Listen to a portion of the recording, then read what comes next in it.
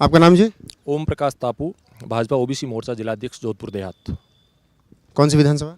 ओसिया विधानसभा 125। BJP से जुड़े हुए हैं जी, तो क्या कुछ लग रहा है कि 200 सीटों में कितनी आ रही हैं? भारतीय जनता पार्टी की पूर्ण बहुमत से सरकार बनेगी और 150 प्लस सीटें राजस्थान में आ रही है। मुख्यमंत्री कौन होगा? मुख्यमंत्री का चेहरा संसदीय बोर्ड तय करेगा। भारतीय जनता पार्टी कमल का फूल हमारा निशान है और नरेंद्र मोदी जी के चेहरे पे हम चुनाव लड़ रहे हैं। और चुनाव जीतने के बाद जब हमारा बहुमत आ जाएगा तो पार्टी का संसदीय बोर्ड बैठ करके और मुख्यमंत्री का चेहरा तय करेगा। राजस्थान अगर विधायक चुनेगा तो राजस्थान तो के मन में क्या है, आपको क्या लगता है कौन होना चाहिए? राजस्थान के मन में यही है कि केंद्र की जो सरकार है मोदी जी के नेतृत्व में बहुत शानदार काम कर रही है और हम कड़ी से कड़ी जोड़ने का काम कर रहे हैं। और जो मोदी जी उन विधायकों की राय लेकर के जो तय करेंगे वो राजस्थान की जनता को मान्य होगा, विधायकों को मान्य होगा। ओसिया में क्या कुछ है चुनाव का माहौल? ओसिया में पिछले 5 वर्षों का हम देखें तो ओसिया विकास की दृष्टि से इतना पिछड़ गया है। हर दृष्टि से आप चिकित्सा को ले लो, चाहे शिक्षा को ले लो या अन्य प्रकार की सड़कों को ले लो, पानी को, पेयजल को ले लो। विधायक केवल जो वर्तमान की विधायक है कांग्रेस की दिव्या मदेरणा, वो केवल भाषणबाजी में और अपनी एक तरह से कह सकते हैं थोथी घोषणाएं लोगों के बीच में पेश करके और अपनी भाषणबाजी करके और लोगों को ठगने का जो प्रयास इन्होंने 5 वर्ष तक किया वो जनता जान चुकी है और उनके बहकाव में जनता आने वाली नहीं है। ओसिया की जनता ने पूरा मन बना लिया है बदलाव का और भारतीय जनता पार्टी का जो भी प्रत्याशी होगा, जिसको भी पार्टी तय करके कमल का फूल दे के भेजेगी, वो 50,000 से ज़्यादा मतों से चुनाव जीत करके और राजस्थान की विधानसभा में जाएगा। 2,58,000 के आसपास वोट है ओसिया में। 64,000 कितना आपकी तरफ? कुल जो मतदान होगा उसमें हम 50% से अधिक मत भारतीय जनता पार्टी का प्रत्याशी वो प्राप्त करेगा। 50% से ज़्यादा हम मत प्राप्त करेंगे। लड़ाई किससे है ओसिया में बीजेपी की? ओसिया में बीजेपी की लड़ाई कांग्रेस से है और कांग्रेस को हम मात देंगे और भारतीय जनता पार्टी चुनाव जीतेगी। तीसरी पार्टी आरएलपी भी आ रही है, उसका क्या कुछ? तीसरी पार्टी का अब कोई ज़्यादा वर्चस्व रहा नहीं तो उनका वर्चस्व अब जोधपुर जिले में कहीं है। हाँ, दुर्भाग्य से कहें या इत्तेफाक से कहें, एक विधायक पिछली बार उनका जीत गया था, लेकिन इस बार मैं नहीं मानता कि जोधपुर जिले में तीसरी पार्टी की एक भी कोई सीट आएगी या हमारी ओसिया में उनका कोई प्रत्याशी गुल खिला पाएगा। आपको लग रहा है भोपालगढ़ भी चला जाएगा? भोपालगढ़ भी भारतीय जनता पार्टी का प्रत्याशी चुनाव जीतेगा, ये तय है।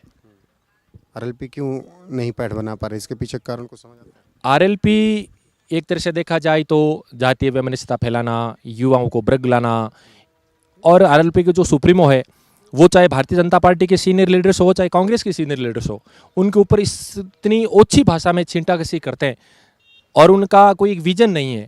वो केवल यूँ कह सकते हैं कि अभद्र भाषा का प्रयोग करके और एक हुजूम इकट्ठा करते हैं और लोगों के सामने जाकर के और अपना उनका कोई विजन नहीं है और जनता को लगता है कि वो आगे जाकर के और इतना कुछ कर नहीं पाएंगे। इसलिए जनता आजकल शिक्षित है और युवा और हर व्यक्ति इतना समझदार हो चुका है कि वो झूठे बहकाव में और बिना विजन किसी के साथ जुड़ेगा नहीं। आपने अभद्र भाषा का बात की, अभी हाल फिलहाल में ही आए थे वो ओसिया, उन्होंने कहा कि यहाँ लोग सीडी लेने आते हैं। इसके अलावा दिव्या मदेरणा पर जिस तरीके से उनके बयान रहे हैं, ठीक है आपकी विपक्षी पार्टी है कांग्रेस, लेकिन ऐसे बयानों को समर्थन देते हैं आप? मैं इस प्रकार के बयानों की निंदा करता हूँ। व्यक्तिगत आरोप कभी किसी के ऊपर नहीं लगाने चाहिए। हो सकता है 2011 में एक प्रकरण हुआ था जिसको पूरा देश जानता है, महिपाल मदेरणा और भंवरी प्रकरण से जुड़े हुए एक विषय हुआ था। वो महिपाल मदेरणा ने यदि गलत किया तो वो जेल गए, उन्होंने सजा भुगती और वो आज संसार में भी नहीं है। जो व्यक्ति संसार को भी छोड़ करके भगवान को प्यारा हो चुका है और पीछे उनकी पुत्री है दिव्या मदेरणा, हमारी पार्टी की विपक्षी है, हम उनका विरोध करते हैं, उनका चुनाव में उनका विरोध करेंगे, लेकिन व्यक्तिगत आरोप करना, उनके चरित्र पे आरोप लगाना, इस प्रकार की सीधे बोल देना राहुल से चिपक नहीं शादी करवा देंगे, इस प्रकार के बयानों की मैं निंदा करता हूँ। लोकतंत्र में इस प्रकार की भाषा का उपयोग करना कोई अच्छा ही नहीं है, इसलिए मैं उनके इस प्रकार की जो भाषा वो प्रयोग करते हैं उनकी मैं निंदा करता हूँ। अब आम आदमी पार्टी भी चुनाव लड़ने के लिए तैयारी कर रही। रुक जाओ। आम आदमी पार्टी भी राजस्थान में आ रही है चुनाव लड़ने। अरविंद केजरीवाल कह रहे हैं कट्टर ईमानदार हम ही हैं, अकेले लड़ेंगे, राजस्थान में जीत के दिखाएंगे। यदि वो कट्टर ईमानदार होते तो उनके 3 मंत्री जेल नहीं जाते, उनके सांसद जेल नहीं जाते। प्रतिदिन उनके विधायक, सांसद, मंत्री ईडी के दफ्तर के चक्कर लगा रहे हैं। कोई परेशान नहीं करता है। परेशान दूसरों को तो नहीं कर रहे हैं, जो ईमानदार हैं उनको तो नहीं कर रहे हैं। इसलिए वो खुद चोर हैं, उन्होंने कोई ज़्यादा ऐसा विकास नहीं किया। और आम आदमी पार्टी का राजस्थान में कोई अस्तित्व नहीं है। हम हमारी विधानसभा का ही ले लें, ओसिया में आम आदमी पार्टी का नाम लेने वाले कोई नहीं है। जनता को पता ही नहीं है आम आदमी पार्टी का कौन है, क्या उनका विजन है, कोई मतलब ही नहीं है। इसलिए राजस्थान में उनके पैर टिकने वाले नहीं हैं। दिल्ली की जनता ने उनको ज़रूर वो मुफ्त के बहकाव में आकर के उनको 2 बार सत्ता दे दी। पंजाब के अंदर भी दुर्भाग्य से हमारा संगठन मजबूत था, लेकिन हम हो सकता है कई कारण रहे हो पाए, जीत नहीं पाए। और कांग्रेस ने वहाँ इतना भ्रष्टाचार फैला दिया था कि जनता बदलाव चाहती थी और उनकी सरकार बन गई। आप कह रहे हैं कि ओसिया में आरएलपी का कुछ नहीं, लेकिन उन्होंने प्रधान बनाया, हमने सुना, लोगों से बात की, तो क्या उसका प्रभाव नहीं पड़ेगा? अगर प्रधान बनाया तो हो सकता है विधायक बना ले। आरएलपी ओसिया पंचायत समिति, ओसिया विधानसभा में 3 पंचायत समिति है। त्यूरी में हम पूर्ण मेजोरिटी से आए, ओसिया में हम 1 सीट से पीछे रह गए। हमारी और कांग्रेस की बराबर सीट आई, 1 सीट आरएलपी के आ गई। बावड़ी के अंदर हमारे भी सदस्य जीते और उनके भी जीते, तो हमने बावड़ी के अंदर 6 वोट दिए। 6 वोट देकर के हमने आरएलपी का बनाया और उन्होंने 1 वोट देकर के हम यहाँ हमारा बनाया। तो ज़्यादा कोई वो उन्होंने प्रधान बनाया ऐसी जो बातें करते हैं उनमें कोई ज़्यादा सत्यता है नहीं। सत्यता है भी नहीं और जनता भी जानती है कि हमने 6 के बदले 1 लिया है, तो कोई ज़्यादा इतनी प्रभाव वाली बात नहीं है। लेकिन आरएलपी प्रमुख कहते हैं युवा मेरे साथ है राजस्थान में। देख रहे हो ना, युवा कहाँ है साथ में?